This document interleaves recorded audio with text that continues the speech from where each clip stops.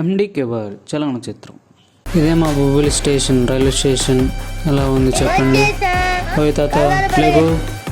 ఇంకా మా railway station సంగతికి వస్తే ఇక్కడ చాలా బాగుంది. మొన్న కట్టారు. ఏదో నా మానాలను నేను వీడియో ఏదో తీసుకుంటారు. నా ముందరలో ఒక అమ్మాయి వెళ్ళింది. దాన్ని చూసుకుని నేను పడిపోవలసింది. ఏదో ఒకలా కవరింగ్ చేసుకున్నా కానీ లేకపోతే మాత్రం పడిపోతుంది. సిగ్గు రావట్లేదు. మన ఇండియా ట్రైన్స్ గురించి తెలిసిందే కదా.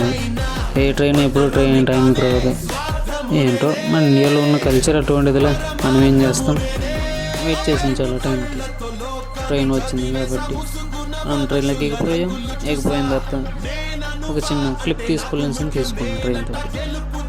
ట్రైన్ స్టార్ట్ అయిందో లేదో ఇలా వాన పడ్డది. దారిలో బ్యూటిఫుల్ లొకేషన్స్ అని తీసుకున్నాను. పిక్చర్స్ యూట్యూబ్లో ఉంటాయి, చూడండి. ట్రైన్ జర్నీ చేయడం ఒక అనుభూతి అయితే, అదే ట్రైన్ జర్నీలో వర్షానికి కొండలు, పచ్చని వాతావరణం ఇలాగ చూసుకుంటూ వెళ్ళడం అనేది ఇంకొక అనుభూతి. అదే ఈ అనుభూతిని నేను ప్రతిసారి అనుభవిస్తాను. ఎలాగంటే హరిశివరాయ గారు ఇలాగ వెళ్తున్నప్పుడు ఇలాగ ట్రైన్లో వెళ్తుంటాం. చాలా బ్యూటిఫుల్ వ్యూస్, చాలా అందంగా ఉంటాయి. మామూలుగా కాదు. చుట్టూ తీస్తున్న టైంలో నా పక్కన లవర్స్ ఒకటి, వాళ్ళు చూడలేకపోతున్నాను, ఒక వీడియోస్ తీయలేకపోతున్నాను. ఏం చేయాలి అర్థం కావట్లేదు. ఒక టాప్తో ఒకటి తీస్తూ అలాగ వచ్చేసాను వీడియో.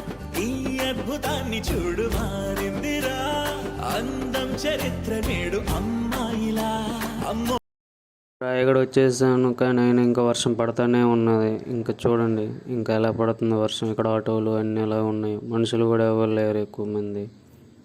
పికప్ చేసుకుంటే మా చిన్న వస్తాడు అనుకున్నాం, కానీ మా చిన్న రాలేదు. వేరే వాడు వచ్చాడు.